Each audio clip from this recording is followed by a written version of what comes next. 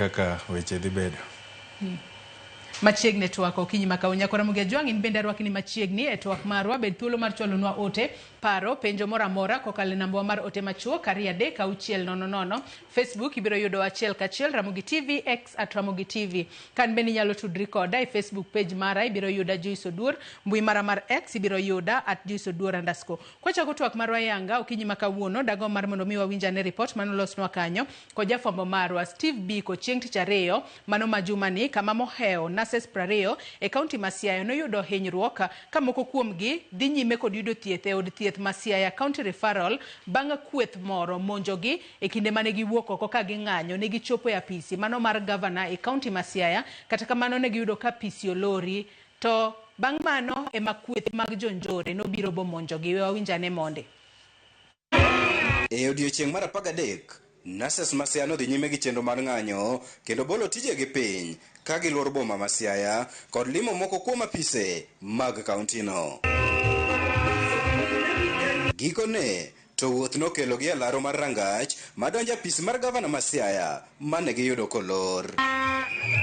Bang' rem donjo e apisino, nurses go noramo mar bago ng'anyo mamuol oko kae.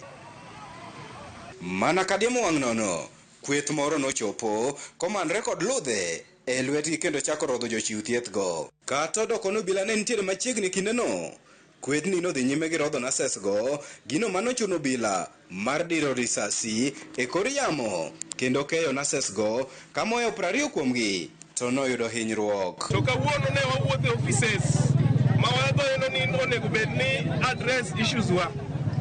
To kata kamano ka wachopo ka gavana ma Siaya to wayudo kolor gate nok wadonji. Osebedo ka plan karaguns kaka gidwa atakwa.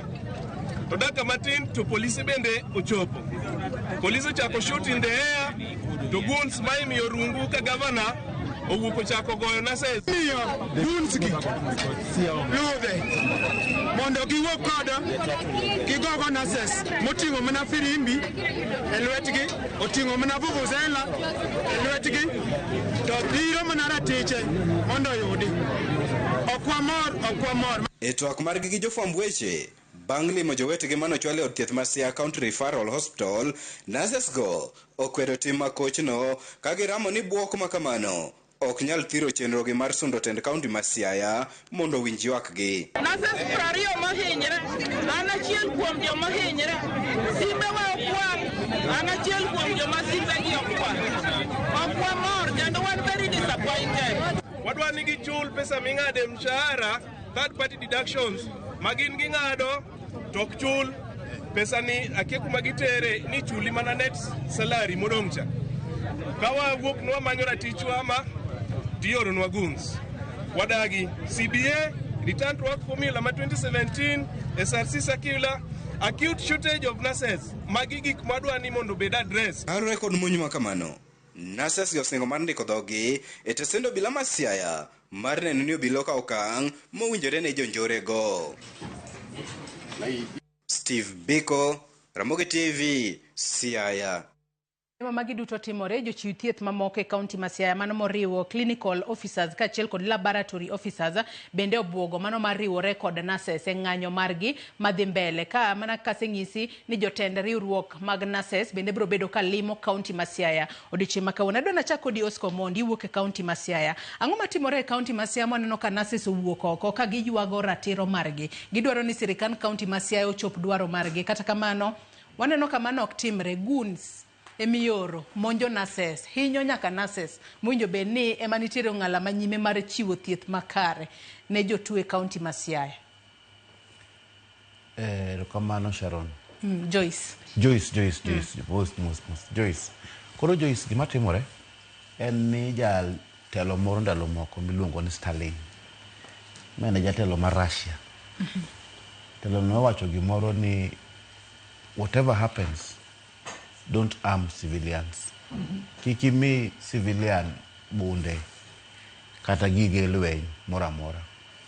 To tabia maneno ka county government ma Siaya otimoni nyocha ndalo moko nyocha county government ma Nairobi ka ndalo mane nitie ng'anyo be notime ni tiyo kod jonjore mondo titij sirikal. Wan kod police matiyo gi guidelines mobedo trained to janjore kimiyo ludhe bilaka ni mondo odhi ogogo jok ma ng'anyo jok ma gigoyo to en ng'ama tiyo subchal kapo ni joka isegoyo mohinyore to in bende hinyri e gin to ng'ama bi thiedhi koro mae gimotimre siano en to okang'da wach en polisi kose en fuwo aparo ni ng'ama tiyo Siaya kaka governor en ng'ama odhi sikul to ka en kod officers nikech from my investigation ng'ama no order jode gine ng'ama the guy ma in charge of enforcement security enforcement ma Siaya ema ne nokelo jogi koro en gi marach ahinya. Secondly, nurses gin jok ma gin jotich mar county no ok gin tijegi gin jotich mar county ma Siaya kanyo koro nitiere gik mose magi be giywako kanyo onego timre en gima lit kabisa kiwinjo gik ma nurses asewuoyo kodgi gipimo na gima shida mantiere en ni gimiluongo ni statutory deductions ing'ado gi SHA ing'ado gi NHIF ing'ado gi NSSF then ing'ado gi loans mago te kose ng'adgi to ok ter kama onego bed ni tere jogi kawo pesa gi gitimo go gima opogore mondo ibed nas kong'adi loan ing'en koro gima timre gi nurses go ni most of their loans e banks ka gin negative nikech ni kawo loan to onego bed ni ng'adi salary to ng'ama ng'adi chande tere bank ng'acho ok teri koro idwa magi gigegi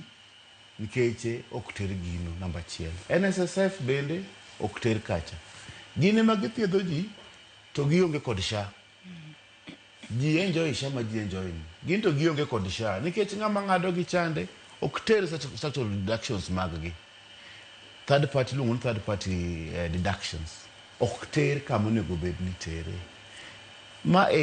coupled with that salary mar gi bende onego bed salary mar nurses tik miluongo ni salary remuneration commission nigi guidelines kako onego bed ni chulo ng'ata matiyo sirikal kako onego bed ni chulo mbunge kako onego bed ni chulo nurse kako onego bed ni chulo doctor Kenya ka negi segolo kako onego bed ni chulo nurse county marwa ni nitie counties moko mose timo kaka CKRC dwaro marwa ni pok notime koro msach gi pod ni piny kama msach gi ni piny no msach no be delay obiro modeko sani pok ochule dweche adi 2 kama pok ochule dweche 2 ni loan ni bende ong'adi ng'acha bo ng'ado nyaka pesa ni bende ok otere loan kacha.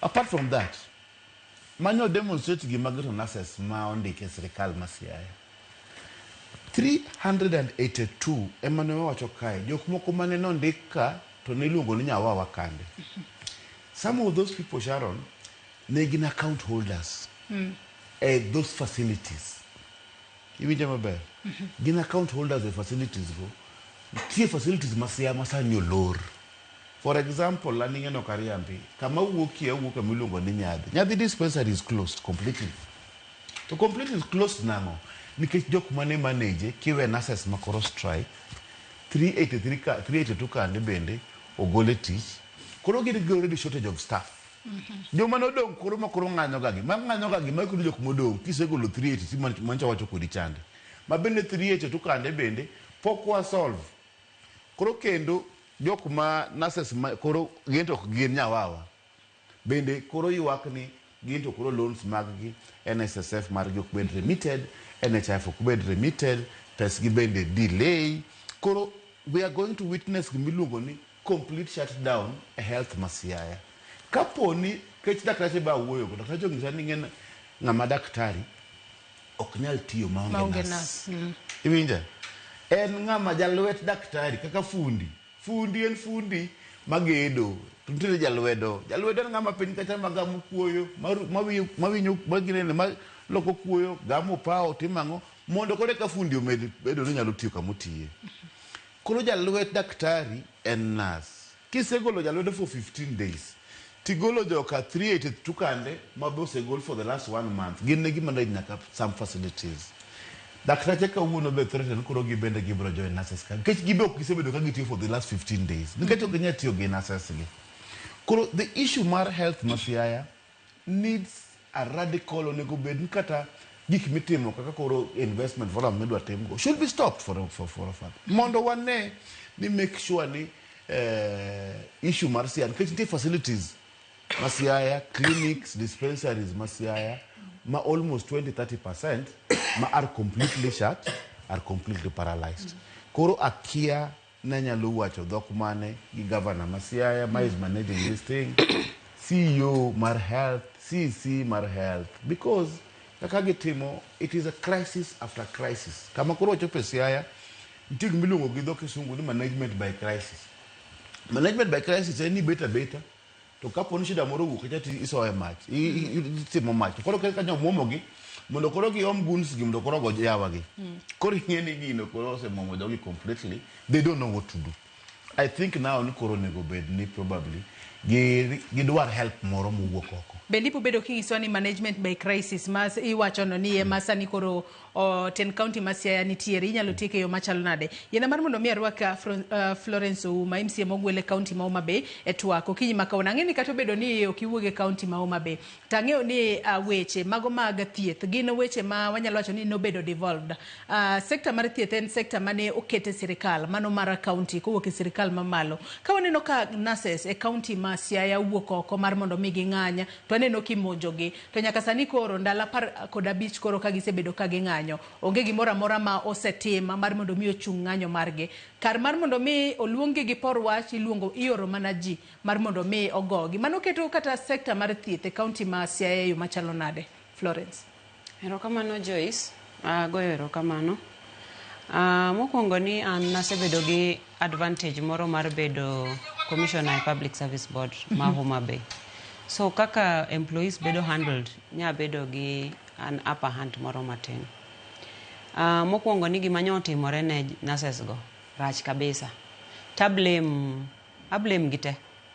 I blame employer, I blame the nurses and I blame security. Nikech ango, I blame employer nango, nurses I blame nango to security I blame nango. I blame nurses nikech kapok giwuok gidhi e strike ingeni notice nyaka gichiwo. Ne gichiwo notice kalo ni ma ndalo mar 15 day oken ng'anyo mano chako chieng' no ma odiochieng' kwanza chieng' no ne odiochieng' mar 13 ka koro ging'anyo matende ni kapok ne gichako ng'anyo mar gi ayange chal ni ne gichiwo notice to notice ko chiw ko chop kare dwaro ema nurses koro kawo kang' mar chako ng'anyo. So chieng' gi kumbaro ma police. Notice ni reason mane momi ichiwo notice. One ichiwo notice mondo omigi security. Ma security onego bed ni nitiere. Kata gidhi man 100 days negi bedi ni gin gi security. E kinde mani monjogi obila be ne nitiere kanyo kendo obila no bira fanya ka live bullets. Rawa interject aparo ni nyaka bed ni Pamela kong'eyo kaka no bedo. Gima notimore Pamela osiepe. Florence osiepe. Gima notimore ni nurses kakendo kaka obedo reported cha. That was very peaceful. Don't want me tigika. Yes. Koro ne gibiro kod obila. Nikech ne gin kod barua mar obila. Kane gibire doka governor gubiro doka governor olor dongo ja ngacho report kolore one of the police officers achiel kuom obila gi obayo tiaga soko nyithindo ma jonjore gi nobiro bodonjo ka governor maonge ludhe matia gas chamo kelo ludhe gibiro ka gidonjo office mar governor ka onge ludhe koro achiel kuom police obayo tiagas to a peaceful demonstration. Kako bat ya gas chande. To nyithindo kowuok kore office to koro giwuok ka gin gi lodhe lwetgi. Ka gigoyo yawa gi. I like it kakoro wadwa loso gik moko na wacho no Ouma Bay kata weche Masiaya. Iwinjo. And me watch the truth and the truth will set us free. Number 2, akwayo Ramogi TV. I can give you contacts mag chairman man assessor. Mondo show makata next. Obi kata from Siaya mondo explain what happened. To kapo no yalo kajo counties wagi. The defense moketo stemoko. Oken gi maber. Florence tieki. Koro Oscar tende ni samane police odiro tear gas, police ni mane momi winjo ka wacho na blame security. A peaceful demonstration ogo tear gas. Tende ni tear gas ni ogoe mondo instigate gimoro. Ineno, tende ni security is part and parcel of this. This one again tells us niso wania ni employer ni nyaka beni ne in collaboration gi police. Mondo koro police ogol gini. To jogi be sama gidonjo ka governor, gidonjo maonge luth mora mora. Tende ni ludhegi giyudo gi ei ka governor ka. To ere kaka idwaro kao jok mosomo mathietho ni koro idwa keto goons ema goyo ma handle kaman. To gima gidwaro be right gi. Ineno, mana en gima lit kabisa. Kakoro joko dhi magibet kamano gi tuoch gi hinyruok magihinyorego. Remember ni nurses emane strike. To ka gidwa dhi osiptal kacha, dakteche be mana gima Oscar wacho. Dakteche bende onge jolwet gima makonygi. Koro nurses gi gidhi konyore nang'o. Omiyo health and devolved. And akwayo county government ma Siaya gibeda ne piny gi jogi statutory deductions magiwacho gi. Gigi ka giseng'ado gi to chuno ni nyaka giremit gi. Adieri lit ka ng'at ing'eni SHA betindo keto ni kapok ichudo to kia imiyi penalty mar chulo the whole year. Nurses ma idwa gi ok gidhi tich. Pesa gionge go ma gidwa dhi chulo ka. Idwa dhi thiedh gi nang'o to pesa no be gionge go. Koro gini en crisis tok crisis. Crisis tok crisis. Koro ata kwayo ni county government ma Siaya obeda ne piny gi nurses gi. But mokwongo gi protect employees gi. Onge ng'ama bro yie ni dhi tiyo negi. Kagi handle employees kamano. Ingeni kagi tieko gi nurses to gibro mishandle employees mamoko. To ji bro weyo. Magi jok moneno ineno ka nitiere kaka thoth ji wacho ni health bedo mismanaged by counties. And that is an example. Obro miyo other counties bedo blamed. The counties matiyo maber. Inano. Korata kwayo ni the county government obeda ne piny gi jogo. That sector obed piny mondo giwinjire. Mondo giyud kaka back to work formula maber manyalo dot. John Nene in korka kori kotudore kod ng'anyo mar nurses nowuok oko ne gichiwo notice mar mondo miyo migi arita kod obila kata kamano waneno ka jonjore noor mar mondo mi ogogi kata oketh ng'anyo mar gi mamuola mane giwuoko nikech adiera kine mathoth kwaneno kata ng'anyo mago mag nurses kata mag lakteche onge ga kata wanyalo wacho ni sila mora mora magiwuok ga godo oko ma ng'ato nyalo wacho ni ne giatakwa mane makoro ne warita liet kata kama waneno ka jonjorego ema koro monjogi 20 oyudo hinyruok mamoko pod yudo thieth e ute thieth mopogore opogore Siaya kono.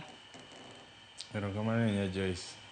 Mokwongo en gima onego kwed kabisa kendo kwed motegno ka jomoko ng'anyo e yo mokwe tidino negi tigogi en tim ma ospread Kenya mangima ng'ata mowuok oko ma en gima katiba oyiene ni mondo itim mondo picket mondo igol wachni oko kotamore wachore ei ot tiwuok oko en katiba oyieni mondo itim mano ok oyie mondo oor jomoko mondo odin ne joma timo ng'anyo mayom. Mar ariyo, joma professional kaka nurses, lecturers, engineers ok gin joma onego bed ni issues gi dhi e ndara. Magi jok mariek minyalo explain gi gimoro amora from top to bottom to giwinjo maler kuma shida nitie gi kuma shida ae. Ana blame strongly management mar county. Professionals ok onego dhi e ndara. Ka gin gi issue, nitiere channel, nitiere line mar management machopo nyaka top management. Issue ni nok onego chop kata ne governor. Ma issue mane chopo ne officer ma senior ma is in charge of the nurses. Nikech Joyce, pile ka ji ogomo to ong'ega ni mshahara odeko ang'o. Tineno ka jogi ogome gima is very bad. Ka pesa ni monengo bed ni dhi e SHA, pesa ni monengo bed ni dhi e loan, pesa ni monengo bed ni dhi timo gige moko ng'adi ok ochopo kuma onego gigo dhi and then gigo duogo back to ito pesa to noseng'adi. Key question through the right channel. Ma gima ni bede boardroom to ji ng'iyo ni where is the problem to gino rumo monge ng'ama dhi e ndara.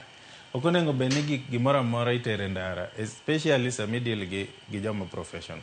Koro ma ineno ka en mismanagement e county. Gima timore sani Kenya ka en ni wayiero telo ma Kenya rach sana.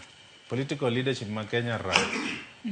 Wayiero jotelo makia nang'o momiyo yiergi. Ing'eni ka in jatelo mar jopiny, onego bed ni in gi the people interest at heart. Nyaka onego bed ni in ng'ama riek mago kwania, jogi kodhi e street magi nurses. Joma tuo dhi winjo nade? Joma nyuol dhi winjo nade? Jok man gi cancer, these painful diseases dhi winjo nade? Sama jogi onge osiptal. Mane pain monego bed ni jatelo bedo go mokwongo tik tik. Onego bed no connect. Ok onego bed ni ong'iyo ni jogi thage, oringo office, oro goons, odhi ogojo. Onego bed ni i-relate gigi humanly. Ing'iyo ni what are the repercussions? Ka nurses gi owuok owe tich, ang'o madhi timore in the long term? To ka en gima sensitive kaka joma mako ngima ji kama, chieng'no ok onego bed ni ringi wuok e office. Chieng'no onego bed ni bedo e office tiluongo jok ma in charge to gino bedo addressed, titieko gino ma gima okaw kata 1 hour kane in jatelo motegno. E kinde imedo gimoro, John Nene isetieko ka Oscar poko medo, makama kaparo no Omondi Oscar. Koro Joyce, an gima wacho ka, en ni waneno ka gik matimore county, jaberune mauntie county, lakini mismanagement matimore county is not pleasing. Iyudo ka jotelo, jok moyiergi, gik ma gi occupy mind gi okinyi godhiambo, ok en tiyo ne jopiny. Ang'o mo occupy mind gi? Kidhi offices, jok moyier jotelo gi pondo mane otende en mana deals. Jigo mana deals.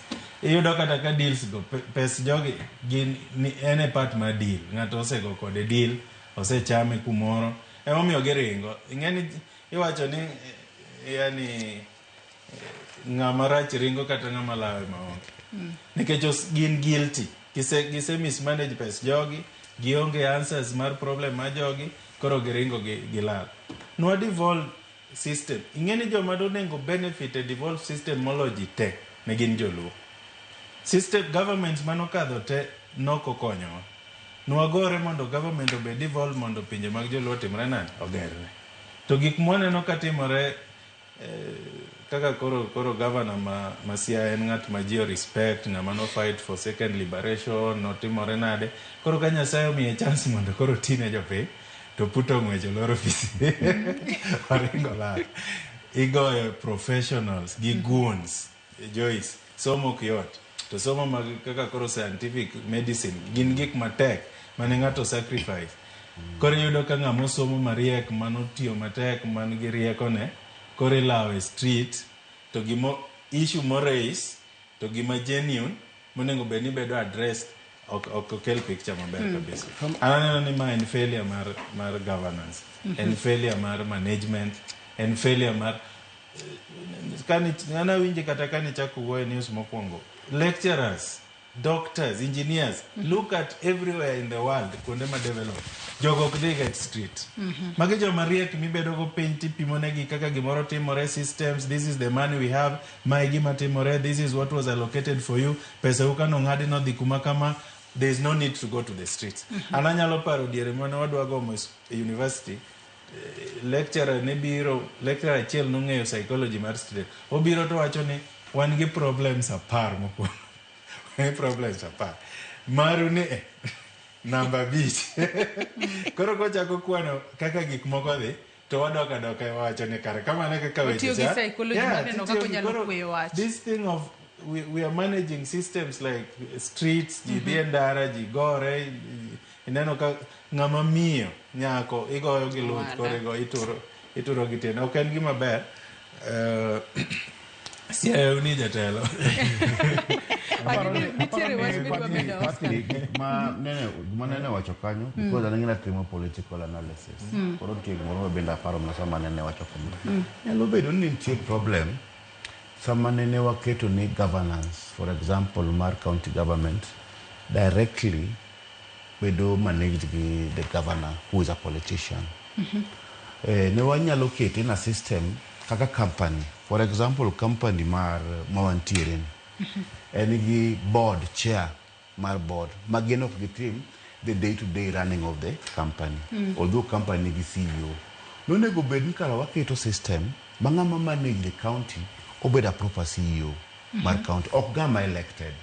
Nikech kiketo jasiasa bedo governor, obed governor Chila yako, obed governor Orengo, obed governor Gladys Wanga, governor Mano, obed governor Sakaja, and just siasa. Just siasa most of the time problems mage o solve gi gunsgi. Kolo konge wiyokti ni jogi to gin jo ginene, gin jo daktachi. Nikech enong'iyo weche mag siasa kama ji goye siasa. Number 2, ng'amari to governor onego bed nen police. Ok yudhe ma wuotho e ginene ma governor. Ero ka governor ma Nyanza gi MPs ma Nyanza gi. Eri gi mtokni adek. Mtoka achiel mare mambele eni moro mago wewni to machien ni kendo oting'e jonjore moko kende iye kae. You cannot manage like that. Ok inyal manage gi youths ma are not well defined, security no bok gi somo to kendo bede mitio kod. Number 3, governor nigi almost kaka koro maroma sia paro kod 9 to 10 advisors on different sectors. Okapar no tio kod advisors go. Aparo ni paro mar governor obed advised kod jok moko dhi maonge knowledge mora mana around him. Tok en kende most politicians. To bende iwacho kanyo ni management masia chalo kaka en management by crisis. En management by crisis e machalo to ere kaka inyalo take crisis. Manitiere se kanyo sani. Koro aparo ni Chinua Achebe nondiko if the center cannot hold, things fall apart. Ni kapo ndiere kacho komakre usuri mar oto komak maber to gik moko kere. Koro mane crisis ma wacho ni gik moko kere se akanyo because for example don koro wan kod nyocha wan kod wach ma nyawa wakande last week machapo kwa tieko ga sani koro na ses ng'anyo mageto koro matiyo kaka ng'ani solve gino isolve nadi shida to yudre kaka jatelo lakini the way me solve yo moro makoro ok nyisa ni ng'ama wiye bero yo mara. Number 3, shida pa wan go an kin kapo ni mia bedo president Makenyaka. The first thing mabro timo to solve the health problem, just close private hospitals. Wabedo alternative. Nominated MCA Mahoma Bay. Nominated MCA Mahoma Bay ni county government Mahoma Bay omiye insurance, health insurance. Ma county government Mahoma Bay omiye. Health insurance ni wuke private health insurance providers. Iwinja? Ko tuo to gicha thiedhe aka kan. Ok thiedhe referral hospital Mahoma Bay. So seche mobet e county assembly Mahoma Bay chande. En pok non ninde e referral hospital Mahoma Bay. Kendo bende gino bende no kiag matimbe seche moko. Governor Mahoma Bay, Governor Masia, pok non ninde kacha. Because one emwagolo pesa, one jo pay, emwanyieo no gigo health insurance. Gin peswa taxpayers money. En pesa na emanyieo nego health insurance ni mondo en kotuo to dhi e private hospital mara kan gi health insurance mara iwinja to ando ka tuo ke jata ja piny ta dhi e referral maeno koketie pesa to be kokete pesa to mismanage to kanas monego bed thiedha sama dhi ka tuo ko wacho ne structural reductions maga loan mana kao okure mit no bank mara mondo ochul na loan chande to koro gi bet piny jo siasa tike wacho ma watem nade corona sasa gi no wanyiew lodhe mondo wago gigo no mane solution mwan go kaka jotelo maka that means ni waonge kaka jotelo wana gi goons because inyalo ng'isa ni gini notim kod serikal to serikal no bedo managed gi joma wigi tiyo. That means we don't have a government, we have a scandal. Wana gi scandal kanyo oken serikal. Number 2 manyoro nyang'isi bende ni problem mane watimo mama ita blame jok manene on draft the new constitution ni county government sikara ne onge. We don't have county government. Wantiere gango dong wantiere gi counties 40 kod 7 kose onge wan na kod government adi achiel. For a government to be nen serikal tinga milongo ni Montesquieu no biro kod milongo ni separation of powers, balancing. Ni serikal nyaka bed gi tieng adek. Nyaka bed gi executive mabedo ran gi president, nyaka bed gi legislature ma en bunge, to nyaka bed gi milongo ni judicial system ma en doho. court mondo sheria milos kaka koro ma Florence giloso e county assembly ma Homa Bay yudo kama time enforcement koro kuma timre serikal sheria mane waloso nene onge doho mar county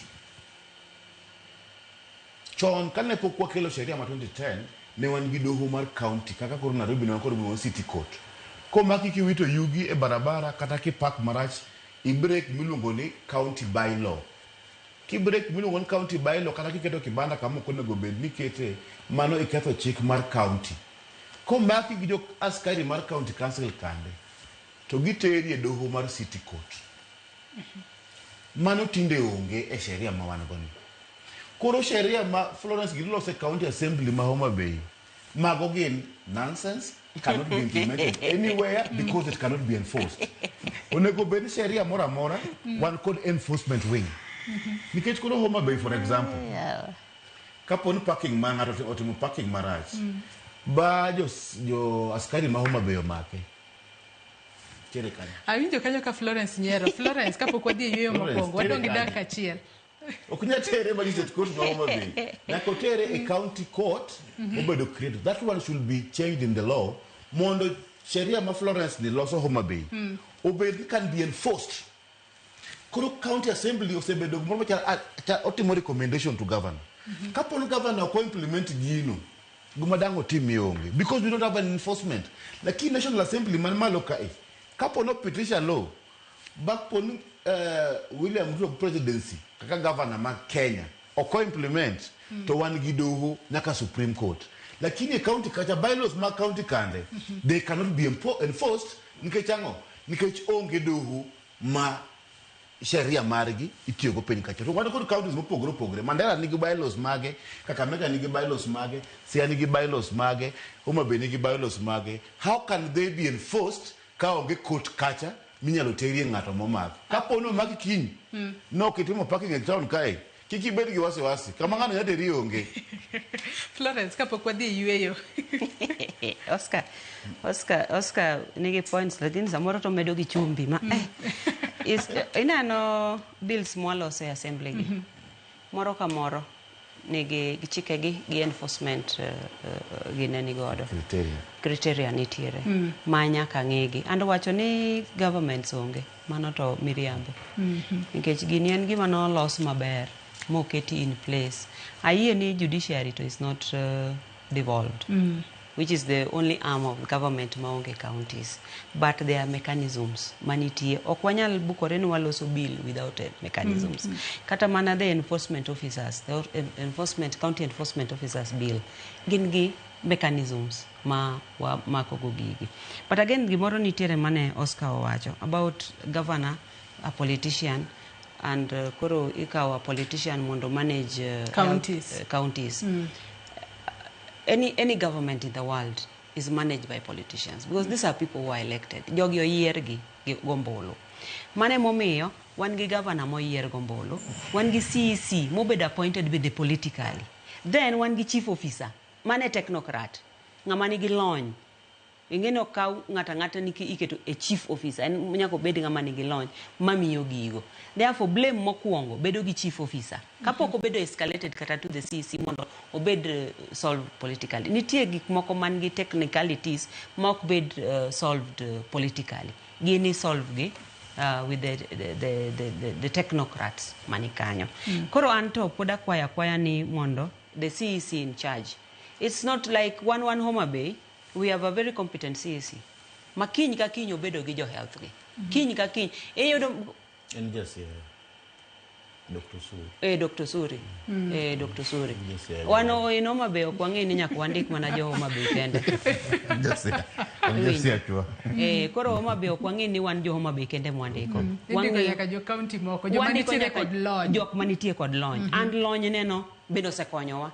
Kech en ng'ama nyani kanyo mosebedo kodgi mong'eyo. In fact ok apar ka dwe rumo kapok obedo kodgi piny. Magi wuoyo maka nitie problems moko. Mana gima Nene wacho. Ni ubiro tinyisogi ni inene county waka wan gi problems gi. Problem uni namba 6 kata namba 7. Koro wang'iyane problems manitiegi. Watim nang'o? Gibiro nyisi ni aweya ne at namba 4 mondo wayud kaka watimo. kamano. Iwacho kanyo makare ahinya kata kamano adwa wakaw yueyo madundo gi sani ka waduogo pod wabedo ka wang'iyo midhiero manitiere sekta mar thieth nikech kata kopogore kod ng'anyo mago mag nurses e kaunti ma Siaya, lakteche bende kaunti ma Kiambu osebedo ka ng'anyo. Gino momiyo riwruok mag lakteche 7 mayudore pacho kae obwogo kata nochiwo notice mano mar ndalo 7 ka ok ochung kata ok otiek midhiero manitiere kaunti ma Kiambu, to gin bende gibobedo ka giriwore kod jowetegi e ng'anyo ma kamano. Adwa wakaw yueyo madundo nyaka Ramogi Jwang waduogo ote magi bende chwal abobedo ka somogi kik idhi mabor.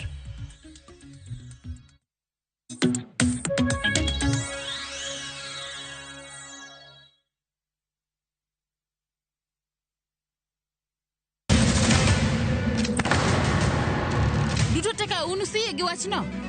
To ano kabibet ka ikinyuomi. To kate arus mare ano kabibiro. Ere kaka ini nyalo timre gosipre malich kamae. Kosiparo ni nen mana kende ka. An kamora achiel kode. To joma ni kate bende ni kode. En chunji adek. Osiep. Hera. Koda timbe andhoga makelo chwanyruok. Koro onge kaka arus ni nyalo timo. Maye yawa. Ikrine wuodh parineti. Sigana manyiso kaka inyalo tem paro kod lek ma ng'ato nigo. Kendo yiero nyalo loko gik moko duto. Parineti. Wuok tich nyaka ngeso saa 2:15 otieno. Mana e Ramogi TV.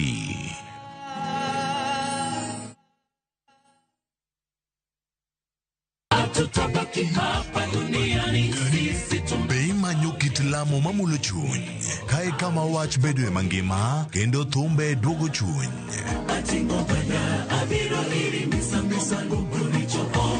Wariure kanyakla mondo wakelne adiera, geno kod ote mar kinde ma wadakiegi. Wachak wadog ir wuon wach ma en Nyasachwa. Wachak wapenj Nyasaye wach, Nyasaye be wuodhwa dhi maber. Biblia wacho niya, Yesu noloyo teko jachien e msalaba. En wach mar yie, dwaro kod yudo kari e sigand Nyasaye.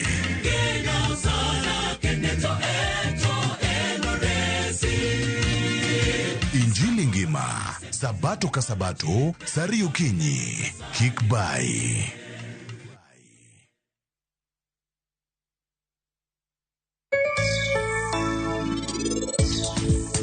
Kapok watimo ne client tich, client nyaka chul 50% mar pesa monego beno chulo. Ibo yudo ka ntiere situation ma client ochulo deposit and then okobiro kao mwandu ne.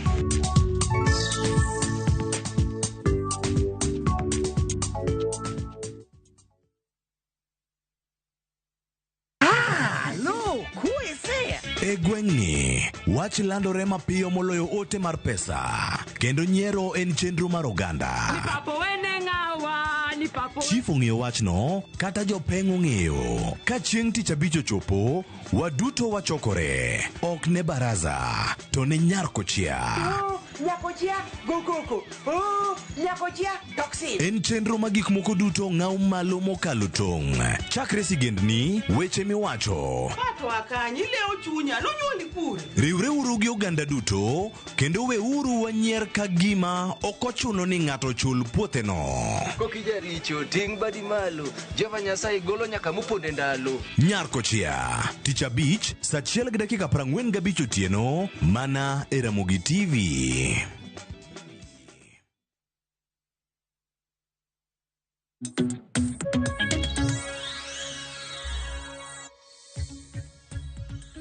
Machiegni kendo nyaka Ramogi Jwang wadhi mbele kod twak marwa e chenro mar mbako romo kapod watwak otudore kod midhiero manitiere sekta mar thieth. Riwruoge 7 mago ma ochung'ne lakteche pacho kae bende obwogo mano mar dhi e ng'anyo kaponi ok ochung ng'anyo mosedhi kuom thuolo mar ndalo 127 e kaunti ma Kiambu. Ng'anyo makoro oserocho chenro mopogore opogore mag thieth e kaunti ma Kiambu. Nitiere report manolosnwa kanyo kod jafwambo marwa Judith Omondi kotudore kod kaka ne ging'iso sirikal ni ka ok ochop dwaro mage kuom thuolo mar ndalo 7 to gibo bedo ka gichungo kendo girocho chenro mag thieth e ute thieth duto mag piny owacho pacho kae e thuolo mar ndalo 7 mabiro. Winjane monde. Gikone riwruoge mag jochiw thieth duto 7 owuok oko mar reso midhiero ma okwako sekta mar thieth e counties ma opogore pacho ka. Kawuono giriwore mar chung kanyakla kod lakteche kaunti ma Kiambu ma osebedo e ng'anyo kuom ndalo 126. Twak mar riwruogegi biro mana ndalo achiel bang' gol jochiw thieth ma jopuonjre kata interns ma hawo 700 e kaunti no. Wasebedo gi ng'anyo mar dakteche kanyo kuom dweche 4. Dweche mine osehinyore, kuom dwechegi ji ok nyal yudo thieth nimar kaunti ong'anyo molo kaka dakteche. Koro nyoro interns madhi 690 nogol ka itero kuonde moko, to wacho ni kaunti ni kaponi ok onyal timo tije, onego kawe obed e puo sirkal maduong' nimar sirkal maduong' konyo ka joma nie ministry tiyo maber. To en ni county governor wich teko ma en go miyo joge tho, ji inyore. Jochiw thieth gi makoro miyo piny owacho ndalo 7 mondo miyo los weche e kaunti no koni gidhi wuok oko e counties duto, kendo ng'anyo nyaka chop gavana ma Kiambu Kimani Wamatangi lori e yien ma oidho.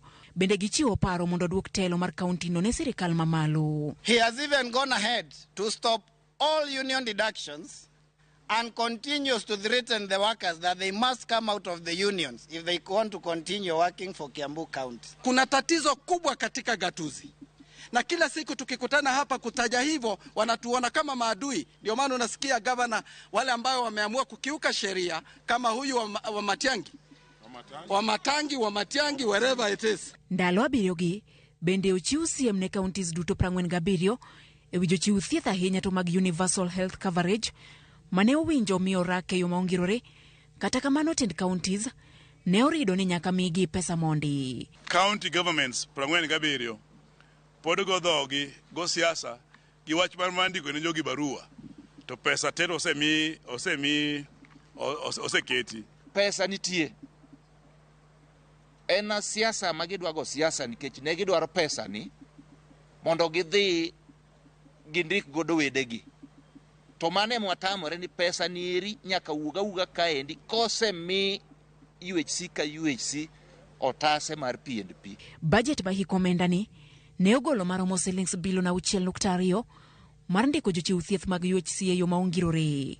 Kata kamano, tend counties gi ne okoni omenda gi okrom, kendo bang' romo kod jatend migawo mar thieth dwe achiel ma okalo, ne giwinjore mondo migi chul jochiw thieth go kaluwore gi dwaro mar SRC.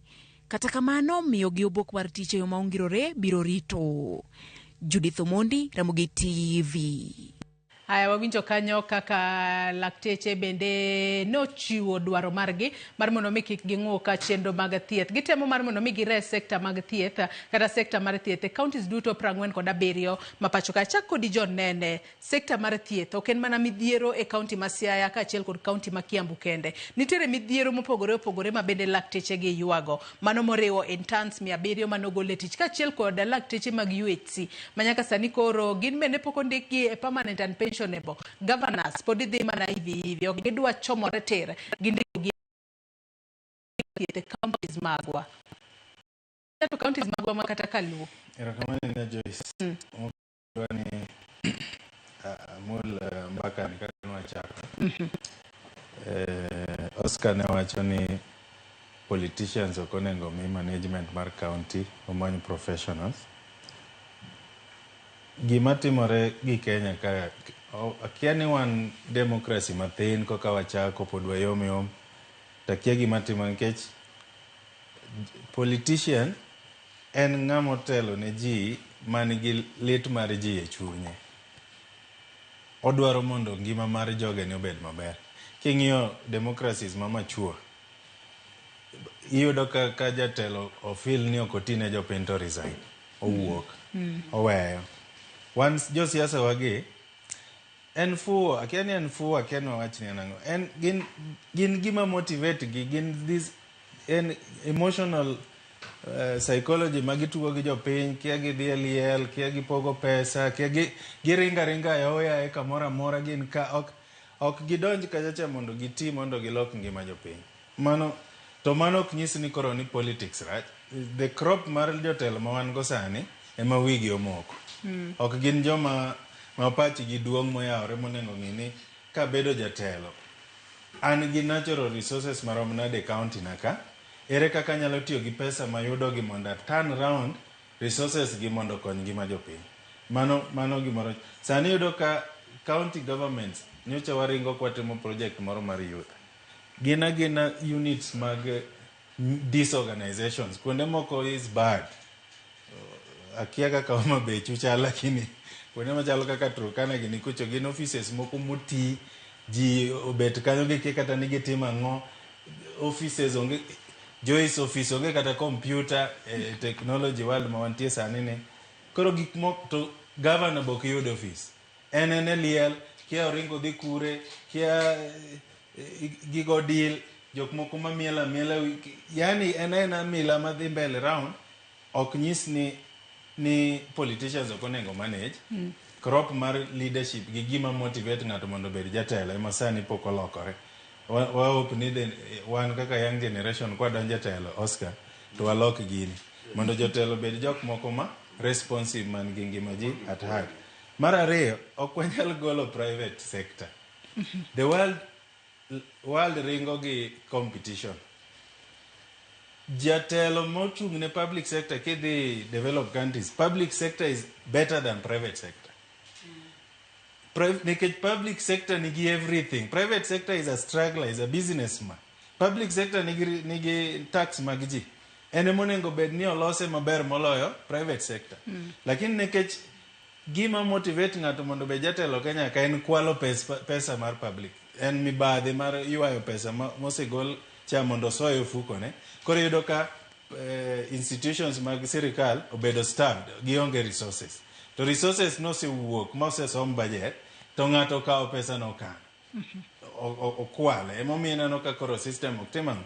Koro gimonengo geng'en kuo, ok onengo no lor private sector, ok nyal loro private sector. Kuo ma ikalo pesa mar ing'e gima Oscar wacho niya, jok mantie public sector gi, oyawo private sector gi mathiso e county.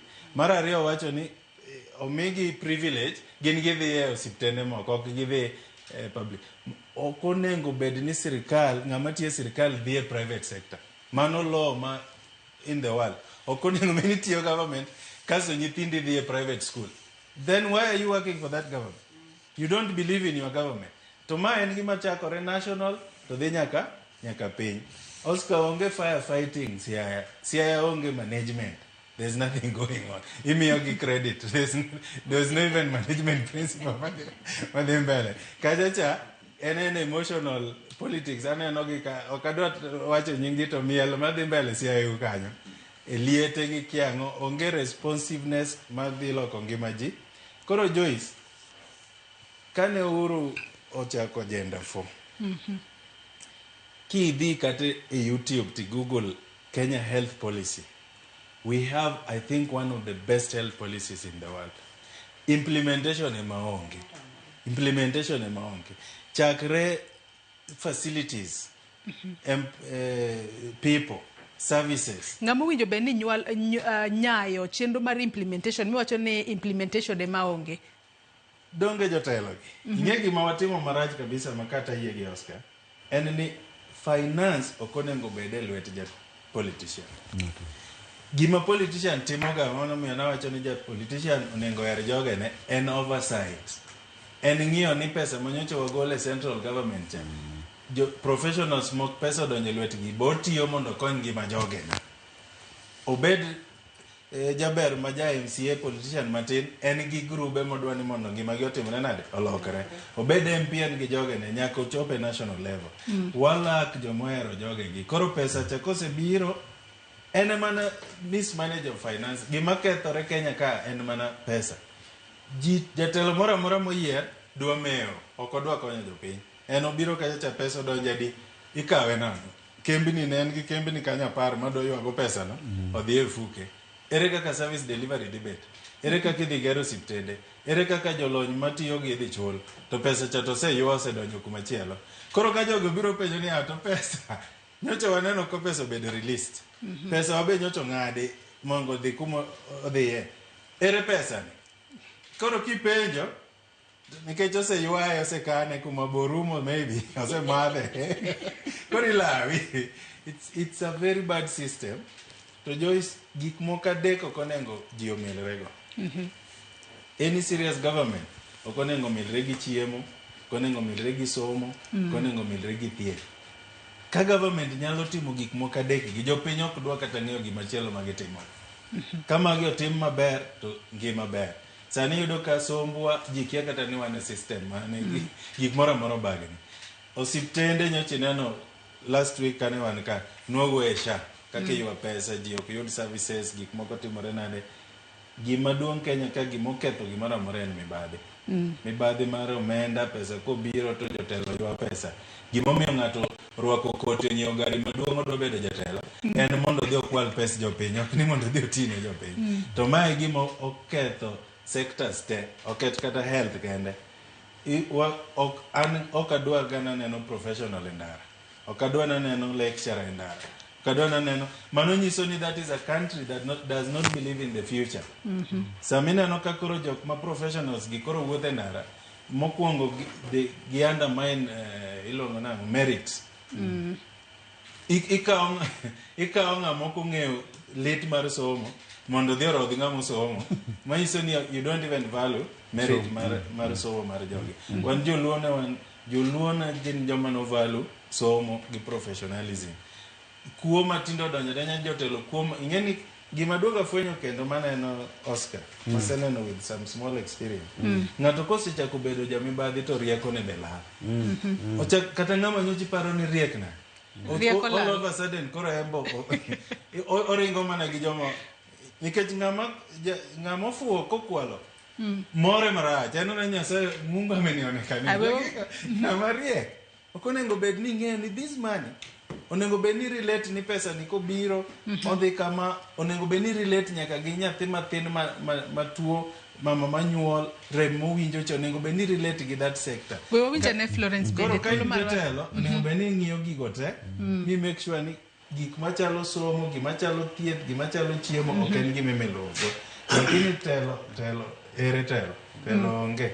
Florence inyalo tiek nade midhiere sekta mano mar thieth e counties magwa duto ma pacho kae. Parni e county ma Kiambu kama koro gisebedo ka ging'anyo ndalo 127 koro. Sani koro kalure kod nonro mawuok kuom lakteche nyithindo mayom 136 osewito ngimagi e thuolo mar dweche 4 magisebedo ka ging'anyo. Mano en kwan mamalo ahinya mag nyithindo mayom mawito ngimagi. Gini omiyo koro lakteche bende koro ramo ni kokutieko ng'anyo makamae to wabo bedo ka wariwore kodgi e ng'anyo. To wang'e ni lakteche ko ng'anyo to japiny ema hinyore. Japiny kodhi od thieth kacha onge thieth moro amora monyalo yudo. Mano biro bedo ka kela jema ne jo Kenya duto. Erokamano ing'eni kata wan kaka wabede iye kani. Dine wabed mishandled sama nonyuolwa dikoro waonge go opportunity mwabedo kokane. And ngima nyithindo ming'ado ngima nyithindo ma future gi wakia kaka biro dhi and most kama koro wachomeni mana kaka kuponi somo dhi maber gin maber. Then other than nyithindo matho matindo go nitiere mine matho kanyuol. Jokama onge miyo monego tho kanyuol kakelo ngima machielo. Omiyo hata dwa kwayo jo Kiambu gidoga ne drawing board gibed piny gi jogi mondo nikech ing'eni the Public Service Commission nigi chikegi gi kako nego bed ni chulo jite ma counties just domesticate them. Koro ng'iyo like corruption mana kaka Nene wacho ere gimomiyo pesa ng'ato miseng'ado osebiro misechul samichule chati ng'ado kende ni in kode ang'o momiyo kichiwe tidwa time nade. Kiambu waseng'eyo sama nyowane devolution conference ni manyo ndio Ouma Bay. Kiambu nyowuok for all the good reasons. But ka koro duogo ka gima ko mar health ema gitimo kamano. Anto base nitie kamoro ma adwa pogora matin gi jo KMPDU. Ing'eni health and devolved and county ka county ng'iyo kaka rito ginene jo tijege. For example kaka mana chiwana bro chiwo example gi Ouma Bay kama Ouma Bay KMPDU the doctors man kanyo dhi maber ok aneno wach moro nikech gibedo piny to giwuoyo koro giwe ketho jogo dhi obed piny nikech the most critical part mana gima Nene wacho health chiemo gi gang'owa gi somo koro ka ngimani in fact onge ng'ama biro chiemo ka ngima rach onge ng'ama biro somo ka ngima rach. Koro wadwaro ngima, wadwaro wich maler mondo ji otimre nade mondo bed piny. An anyiso jo Kiambu ko telnegi gi gavana odogane piny mondo bed piny nikech gik ma jogi yuago. In fact onge kuma gidware pesa moro moa oko. En mana pesa te mikelo ka. Wayie ni pesa to tin manyikelo but kaluwore gi jo komondiki to pesa no biro. pesa ni kosebiro dak gibed piny mondo ging'i working conditions gi. Adieri en ni some of these governors tiyo maber. One governor osiptende kidhie facilities nitiere.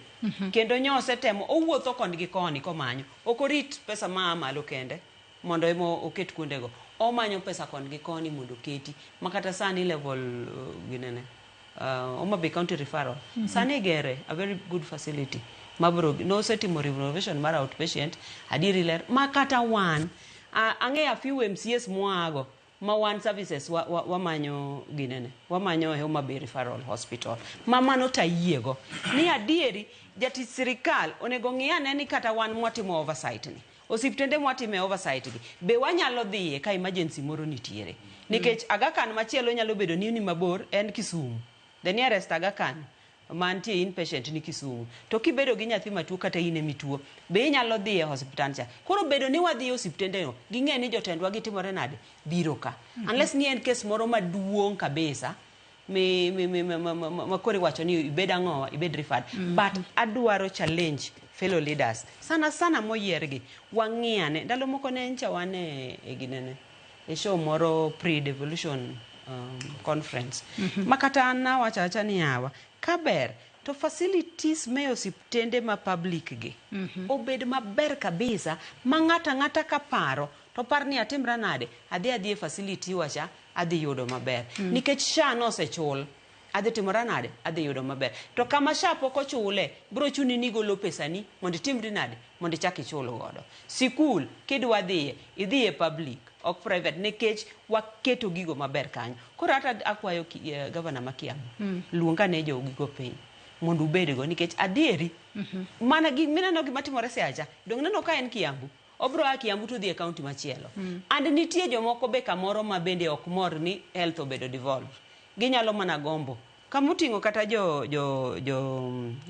UHC gi anto jo UHC I would support kabisa mondo gibed confirmed nikech pesa gi onego bed ni nitiere. Confirmation biro gi gik mang'eny nikech emantie gi deductions, statutory deductions ka jogi obed confirmed mana kaka ne awinjo ka ng'ato wacho. Ing'eni counties dwa ni mondo okwongo migi pesa korka gi confirm jo UHC to services mamoko. Ing'eni watimo budget kwasetimo budget e county assembly kwasetimo budget mose chor medo mondo bed approve dong warito mondo pesa ni obi ang'o ma mono timo budget ni maka pesa cha biro ka joko se approve to gidhi approve nyaka mag jo UHC gi to biro to mondo chul jogi mondo jotich mag thieth gibed moromo. Jotich mag thieth ka thin bende gidog giol nikech rito dhano be ok yot. Ka giol ibro miyo the next patient bedo gi disadvantage. Wadwaro employment moromo.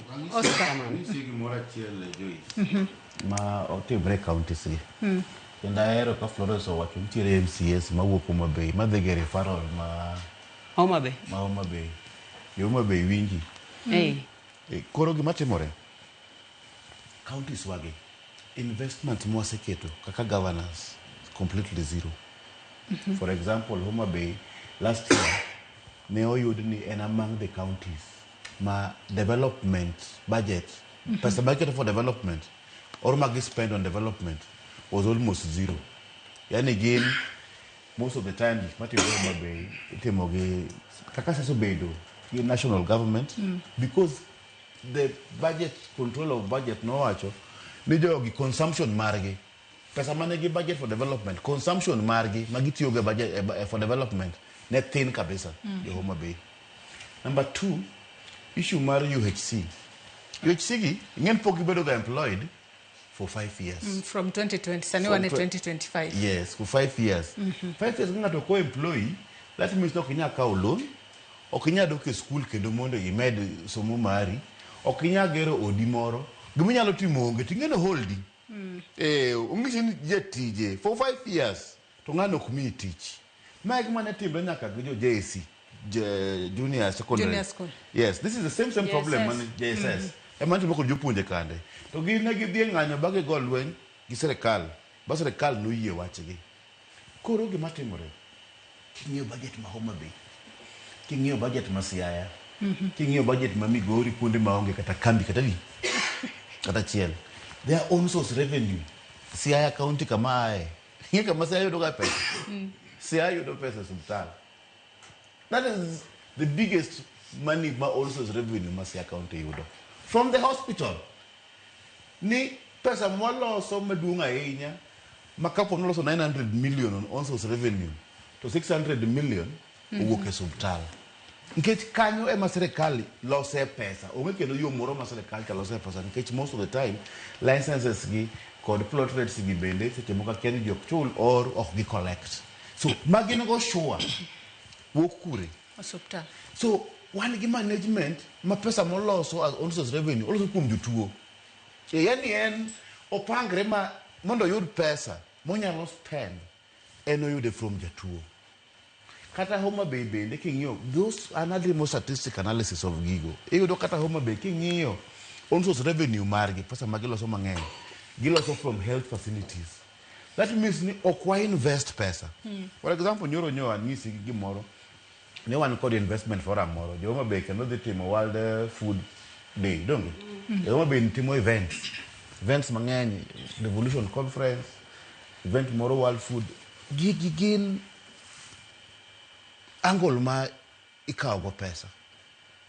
Kineno ka county diti mo investment conference, diti ma ken World Food Organization, gido watimo conferences mang'eny go iye kanyo. Like in case Masiaya, wa budget 25 million for international conference mo diti mo nilu one city ko. 25 million from the county. Maybe don't spend on that thing. Ma pesa moro motimo gino. But nitire donors mabiro attend those conferences. Kaka delegates conference ma Homa Bay. For you to attend as a delegate, Joyce, nenya kichul silinga of perareo. Tuntie corporate governance, ntiere ministries mabe biro bedo kod boots kata. Gen gichulo kakoro Masiaya.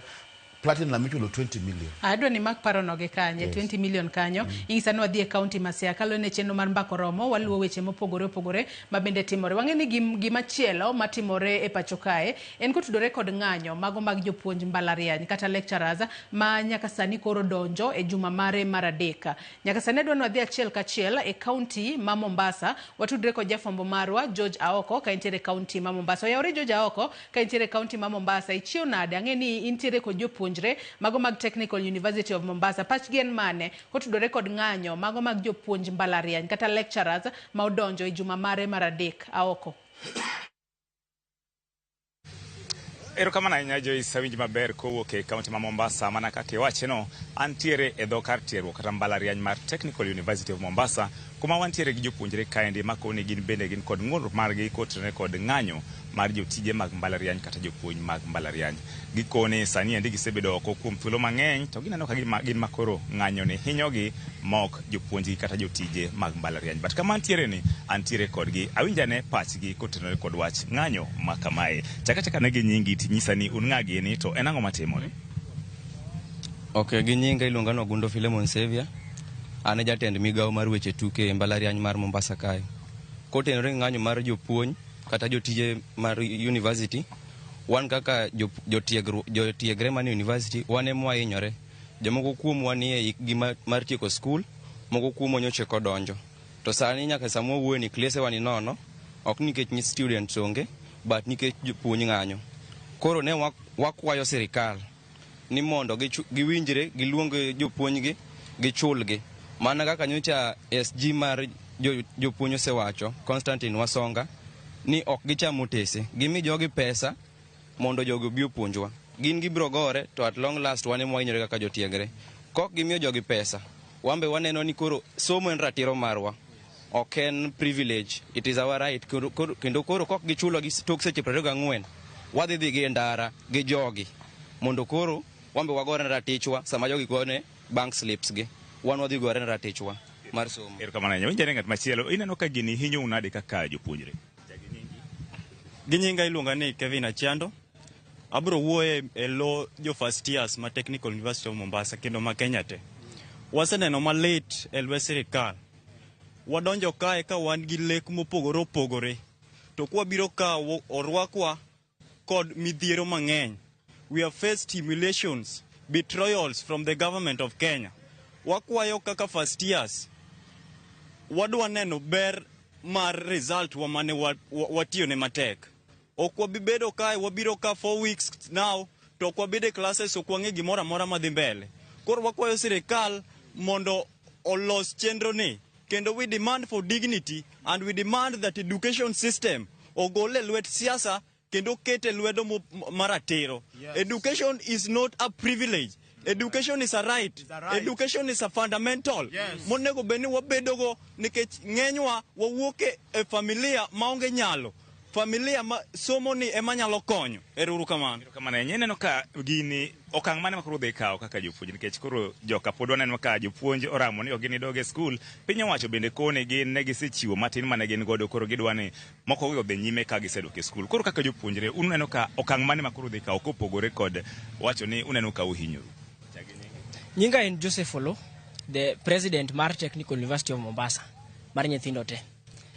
Wan kod chuny late, kod ywak mang'eny, kaka isewinjo ka jowadwa wacho.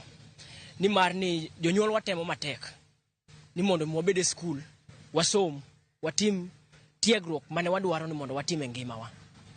But gima koro waromogo ka en mana midhiero lilo. Gima wanyalo wacho sani, mwase wacho to kendo wamedo wacho.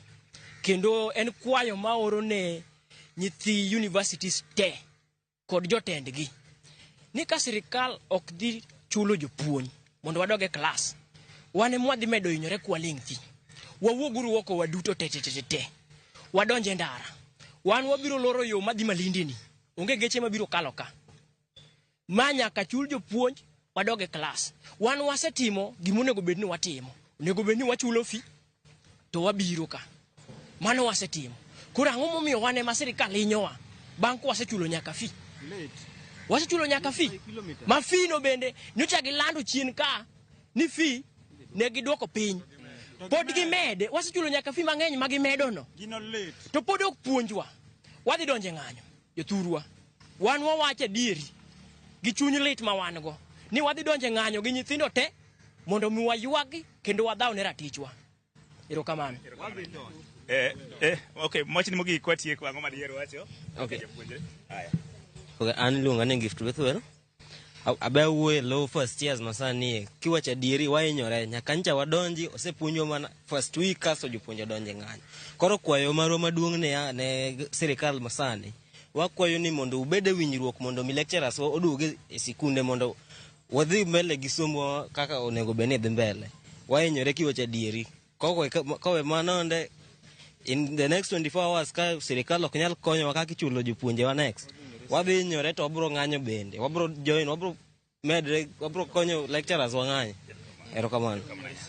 Mana kaka iwinjo janeno mar Ramogi mago mana ng'ur kata ywak mag jopuonjre mag mbalariany matum kata Technical University of Mombasa makoni gin bende koro ka gineno ka koro ng'anyo ni dhi kodgi marach kendo gin ema gihinyore kaluwore gi winjruok motamore bedo e kind piny owacho kata migawo mar somo kod jopuonjgi kata jotije mag mbalariany. Wamedo luwo wechegi kendo wabro medo nyiso janeno marwa kaka weche medo tuch kowuok e kaunti ma Mombasa. Ne Ramogi TV, nyinga en George Aoko.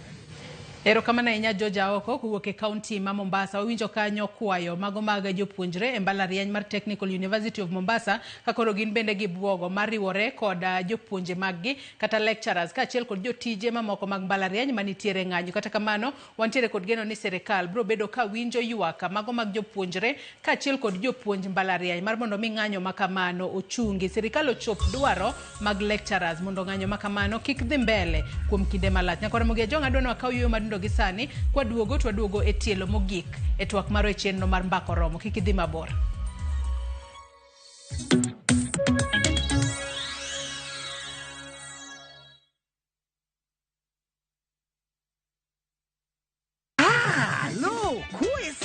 E gweng'ni, wach landore mapiyo moloyo ote mar pesa. Kendo nyiero en chenro mar oganda. Chief ong'eyo wachno, kata jopeng' ong'eyo. Ka chieng' tich abich ochopo, waduto wachokore. Ok ne baraza, to ne nyarkochia. Nyakochia, gokoko. Nyakochia, toxin. En chenro ma gik moko duto ng'aw malo mokalo tong'. Chakre sigendni, weche miwacho. to akanyi leo chunya nonyuoli kure. Riwreuru gi oganda duto kendo weuru wanyier ka gima ok ochuno ni ng'ato chul puotheno. Kokija richo ting badi malo. Jehova Nyasaye golo nyaka moponde ndalo. Nyarkochia, tich abich, saa 1:45 otieno, mana e Ramogi TV.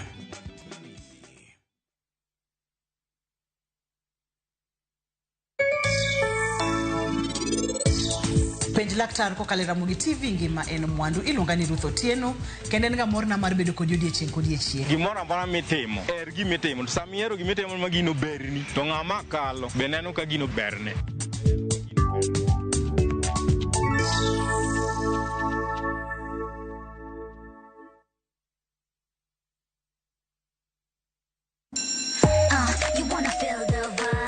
Ngeso ka ngeso, wakelo ni gik mamit makelo mor.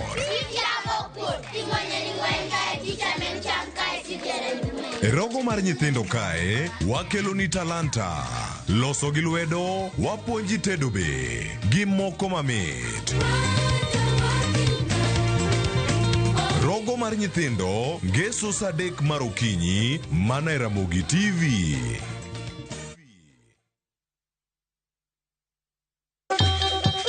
Ang'o mosetimore ne joma ne ochweyo ogandawa? Adhi primary Kangonditi Primary School. Gin kanye sani? Amobilize kalerte ne wago poro to gibiro wasombo kidi to watero kacha jite e secondary kacha. Waromo gi jodgi to wafwenyo sigand ngimagi mopondo. Siasa ka ng'amonyo wae maduong' katere siasa en Daniel Arap Moi. Ng'e ranyisi mabeyo mane giweyo. Ne japiny mopogore kata ng'ama ne nie duond loch ne neno ni kopo ni Kenyatta dhi Tom okawie thuolo ni mondo tanwa pinyni kaluwore gi mwaseneno kuome. Ang'o ma gitimo sani? To kata kamano be pod gin kodwa. Nakedo ne wach sukari ma jobunge jonjo kod Guot nochaka ne bwana sukari. Gin kanye kod Walter Nyambaga tich ang'wen saa 3 otieno mana e Ramogi TV.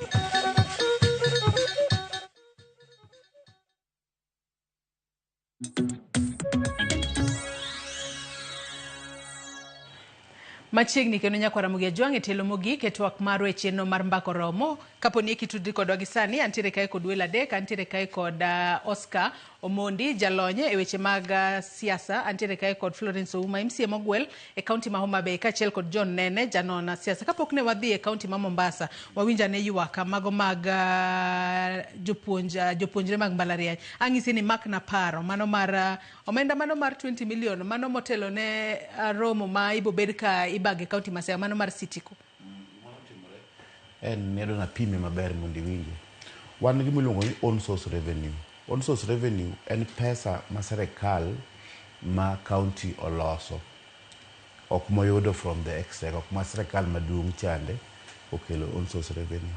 Koro budget kaka koro budget mag conferences gi. Amitimo conference kata obed Homa Bay, kata obed Siaya, kata obed Migori. Iyudo ka moko county assembly keto e budget pesa mitiyogo e gino. For example, mar Siaya neno keto around 25 million. Samo kete kamano ting'en gi chene account ma Siaya. Account chene account ma ng'ama iluongo ni Auditor General can access to ng'eyo ni pesa ni otiyo gang'o. Okele kae to bedo spent nade, ang'o ma nonyiew, nokel tent, notim ang'o, ema auditor ng'iyo gan pesa kako tiyo e county. Number 2, e county bende assembly wan gi miluongo ni PIC. PIC en Public Investment Accounts Committee. Gin bende tijgi en ng'iyo ni pesa county executive otiyo gi pesa nade mar jopiny, gin ema ging'iyo pesa go. Koro sa misego 25 million idhi tim go conference for example. Then a conference ni to los account moro ma joma dona makelo pesa ma koro konyo go conference ni. Account mikete account mopogore ga account mar county. Ing'en account mo olos ma ikete pesa chande. Ka koro mar Sitiko no kete account moro mopogore ma pesa donje. Account chande committee mar assembly ni onge access ga account cha. Ng'e ka pesa donje, pesa dimo donjo, pesa dimo tiyo. Number 2, Auditor General bende onge account, onge kod access ga account chande. Signatories mag account no bende ok gin jok ma labda jok ma are not members of the county or county okong'eyo, ok en gima wan go sure. Koro nego ben conferences mitimogi kaka for example devolution conference ma Homa Bay manotim chande.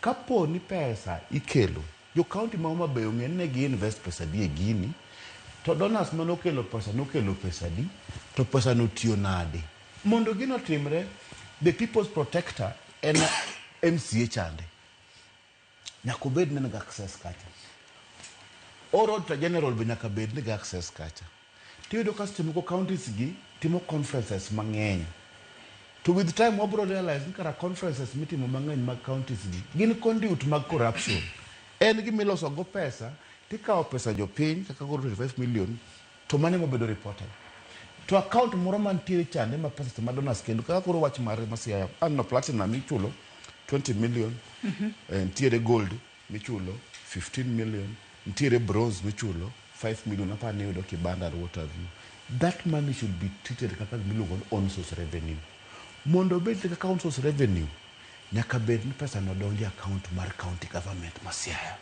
or odonjo county government ma Homa Bay momiyo no ka wacho ndia Homa Bay angiso MC ma Homa Bay no Homa Bay kai utimo events mang'eny ahinya to events gi pesa di magisekelo for example ne watimo Piny Luo festival chak higa mar ginene kai Piny Luo festival chande iyudo ka county government Masiaya ne no allocate pesa madhi timo gi event no national government be nomiwa 50 million bende event no report mar kaka pesa gino no donjo pesa gino tiyo you've not got it up to today the same one makoro ne watimo gi koro ibro neno customer when you see a county do very many events manta neno ka Homa Bay timo very many events nyalo bedo ni koro jal kaka Sharon wachni itimo biashara tidhi dala tidugo ng'iyo stock mari to ber uso to us stock mari donga intact that means nga miketo ne biashara ni o uso gige nika then kendo onyeo mage moko bendo uso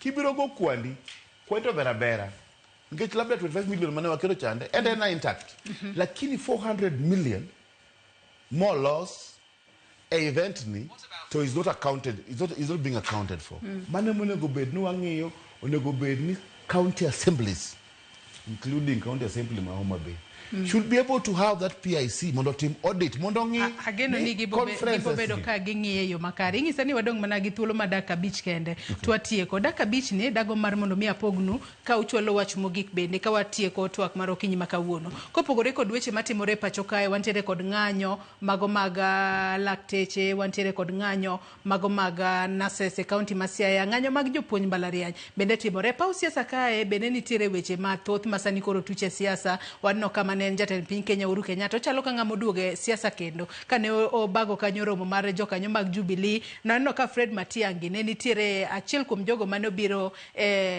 romo makamano kata ne nitiere romo makamano kendo liekore ni ene monyalo fwadho bendera mar Jubilee 2027 e kom laro 10 piny 10 Kenya kopogore kod mano bende nitiere jogo makoro lieko ni nyalo bedo ni Rigathi Gachagua lieko ni ODM wantiere kod ja ODM kai ni ODM bende nitiere kod kweth ariyo mano mapingo piny owacho gi mano masiro piny owacho kopogore kod mano Jeremiah Kioni bende koro lieko ni nyalo bedo ni nitiere ka Rigathi Gachagua tiyo kod Ruto e tok pasia kata e tok tent kachiel kod wach mogik achak kod Oscar ami mana dakika achiel kende mondo jowete gi boyo de thuolo adhi dakika achiel achani kabisa number 1 na miluongo ni gun ginene gun en ng'ama en nyathi ma odhi e school to tich otamo yudo nikech sirkal marach obed county government obed national government mane ng'ama miluongo ni gun en ng'ama onge tich monego bed ni governor ma timo kutiyo kode no ema make sure na investment obedi mondo wayud youth employment issue mar Uhuru Kenyatta obed governor ma former waro mar Rasanga obed ng'ano these people are given their chances not a big 10 years isetimo gik maricho for 10 years kendo be kendo chako ginene kai for example kamo ai Nyanza man kod problem ma malaria tuberculosis kod HIV nonego bed ka Uhuru gero level 6 nonego bed ni gere Nyanza kapoko gere KU Kiambu kucha but no prefer mondo gere Kiambu Uhuru emomiyo currently one kod deni maduong kabisa Kenya ka nikech no kawo deni maduong deni no kano kawe nonge barabara manogero Kenya mzima nigero barabara kamora chel so Uhuru has no voice to speak ento wawe Omondi mondo wange kaka loso Kenya kae problem mantiere go en cost mar Uhuru Kenyatta the regime 10 years Kibaki nowe ka country ni maber but 10 years mago Uhuru has been chaos emomi wan gi problem mogik en wach mar Jeremiah Kioni or wach mar ODM. ODM problem mantiere gi ODM ni nokotim transition. I think in the party leader mar ODM is trying to exit, to say more exit. One gima wacho ni kapo nusuri onge chande. If the center cannot hold, things fall apart. Kurunti things ma fall apart, milo ka jomoko ti ma support serikal, jomoko support serikal.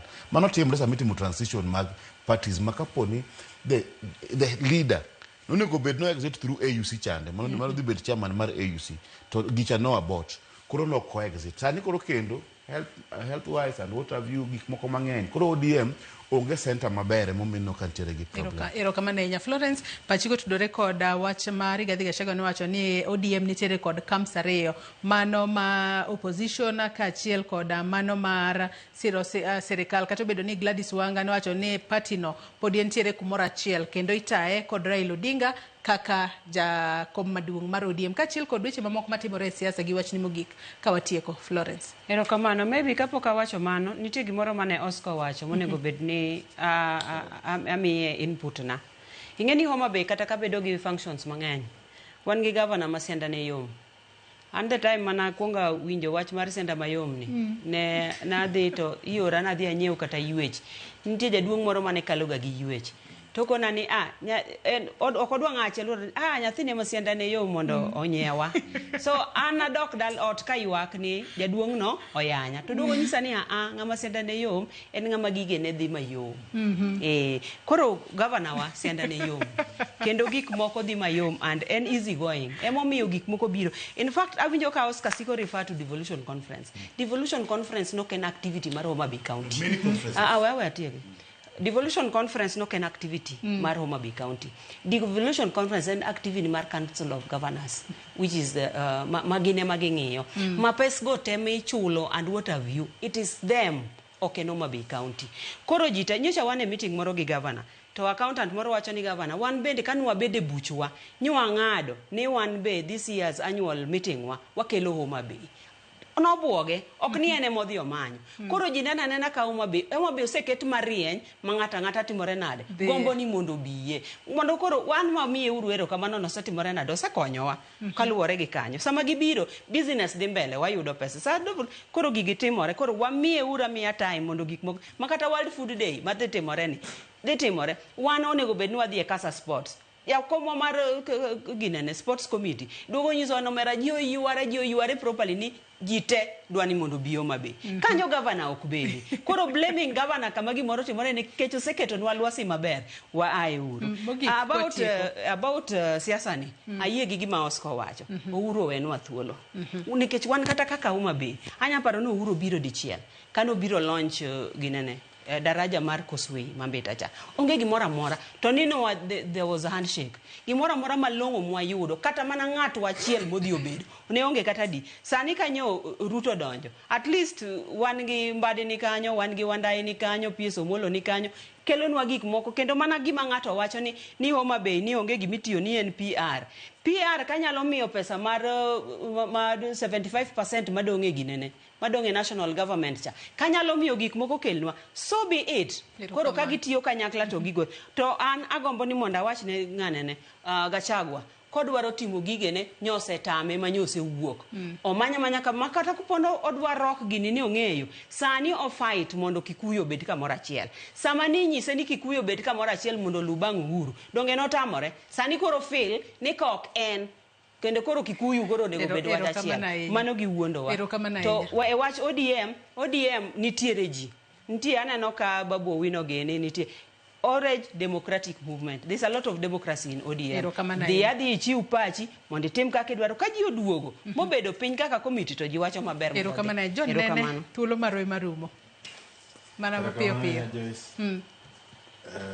Siasa ni maana ngichagwa lakini ana shida. Siasa odoka wana kaka pile. National political space nitie jomose capture. Chakrea na dong marom kama giloko mana leuni. Kawuono gine Jubilee, kiny gine ODM, kiny gine Azimio, kiny gine ang'o. To gise keto siasa ohala. Eno ohala gi osengirore magine gi resources mar dhiro siasa ma national. Koro ok en gima lich kineno ko Uhuru gino duogo siasa. Gin giduogo kacha mondo gi protect mwandu gi mane giseloso through siasa. matiang'e gin go mago mana jolwetgi. Manyiso ni in case sani jo Kenya gombo ni Kenya nitiere public outro, ji winjo pain ni sirikal ni ok ti. To gidwa chikore gidhi kanye. Koro kata kopo ni uloke ni koro golo Ruto, udhi kanye? Udok ka Uhuru? Koso udok ka Rigathi? Koso udok kanye? Koro an agombo ni de Nyasaye neno ahiga ni. To dwa yude another new formation. Jok man gi plan mar choro Kenya mbele. Mokwongo ing'eni mondo piny odongre nyaka chakre gi party. Ineno party mag Kenya gi, ka principles gi owuok, party go te di collapse nyaka ODM ineno. Di collapse te, onge party kanyo. The moment ma jakom owuok awuoka ni, ke jakom party, ochalo iluongo nang'o, oting'o software ma party. Kowuok to ODM oko. Koro wadok adoka siasa mapile pile. Ena Babu naneno koriwore gi Kalonzo kucho, en mana Kalonzo, en mana Uhuru, en mana Raila, en mana Ruto. Gina joka, onge gima nyien mwadhi neno machiegni. But wan kaka joma tindo sani, wawuoyo. Kiki weno kwa uo. Mapiyo igolo wakae. Wago mbaka wamoko matin. Wabiro gi formation moro. Nyocha wachako miye nying wadwa luonga ni long term. Donga wan gi one term. Gi two term. Koro nengo gi long term. Aero kama na enyato. Tulo marwe marubo. Tesiche makuru biro gi long term no. Chendo mar kao mbolo bende dhi nyime. Nyaka sani koro nondo mawuok. Chendo makamano nochako tarik 27. Sani koro iwacho ni chendo no timore kidam. Onego bed ni jiwo rowere wuog oko okaw kura kar rombre margi. Mar mondo mi gibi giyier jatelo ma gidwaro kochop kanyo 2027. Nyakora Ramogi Ajwang' gi kanye mwachopo gode giko mar twak mar chendo mar mbako romo. Erokamano ahinya kuom bedo kodwa nyaka wachopo giko. Erokamano ahinya Oscar, Florence kaachiel kod John Nene kuom kawo thuolo maru mar biro e studio ka. Nyakora Ramogi Ajwang' elo nyawadwa Sharon Ong'ao mane wabedo gode chenro okinyi ma kawuono.